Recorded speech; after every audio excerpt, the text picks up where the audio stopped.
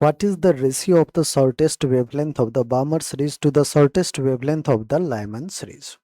आइए बच्चों, अपन सबसे पहले क्या करते हैं, बात करते हैं लाइमन सीरीज और बाल्मर सीरीज के बारे में।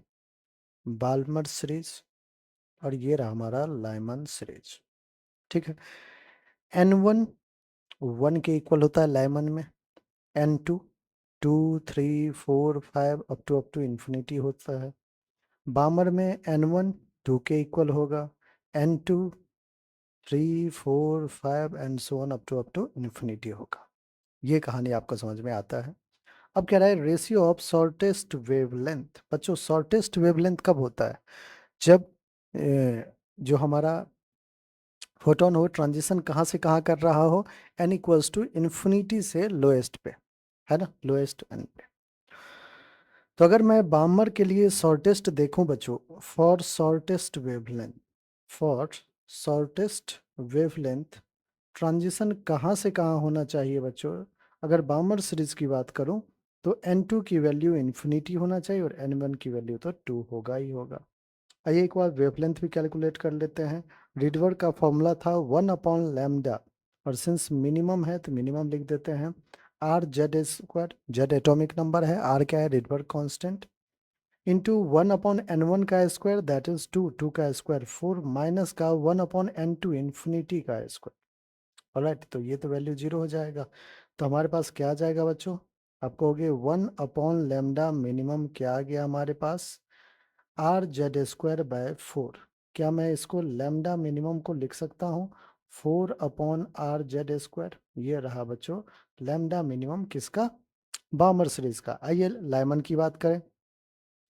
फॉर शॉर्टेस्ट वेवलेंथ, अब लाइमन के लिए अगर मैं शॉर्टेस्ट वेवलेंथ की बात करता हूं बच्चों, तो ऑफ कोर्स आप कहोगे कि सर n2 फिर से इन्फिनिटी होना चाहिए और n1 तो 1 होना ही।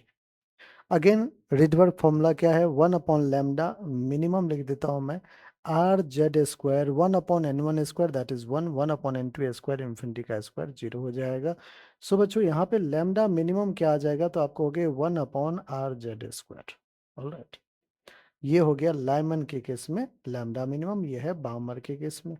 हमें रेशियो किसका चाहिए बच्चों? Ratio of shortest wavelength of Balmer to Lyman. तो रिक्वायर्ड रेशियो क्या होगा, लैम्डा मिनिमम किसका चाहिए, बामर सीरीज का, टू लैम्डा मिनिमम किसका चाहिए, लाइमन सीरीज का। क्या हो जाएगा बच्चों? बामन सीरीज का लैम्डा मिनिमम है 4/r Z square, Lyman series का लैम्डा मिनिमम है 1/r जेड स्क्वायर। आप कहोगे कि सर आर जेड स्क्वायर को कैंसिल आउट करो, 4/1। तो रिक्वायर्ड रेशियो क्या है बच्चों, 4:1। अब देखिए कौन सा ऑप्शन है 4:1, ऑप्शन नंबर 1, और यही हमारा बिल्कुल करेक्ट आंसर है। आई होप बच्चों हर एक स्टेप आपको अच्छे से क्लियर हो गया होगा। फॉर्मूला बच्चों बहुत ही इंपॉर्टेंट है इसका, तो आपको याद रखना है रिडवर का फॉर्मूला।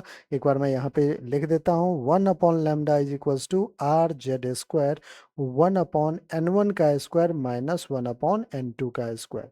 बहुत ही ज़्यादा प्रॉब्लम्स पूछे गए हैं बच्चों इस फॉर्मूला पे। ठीक है। यहाँ पे बच्चों रिडवर कांस्टेंट आर क्या होता है, 1.0 समथिंग रहता है, लेकिन मैं इसको ले लेता हूँ 1.1 इंटू 10⁻⁷ मीटर इनवर्स। जेड क्या है हमारा, जेड हमारा एटॉमिक नंबर है, और बच्चों n1 n2 principal quantum number है। ठीक है।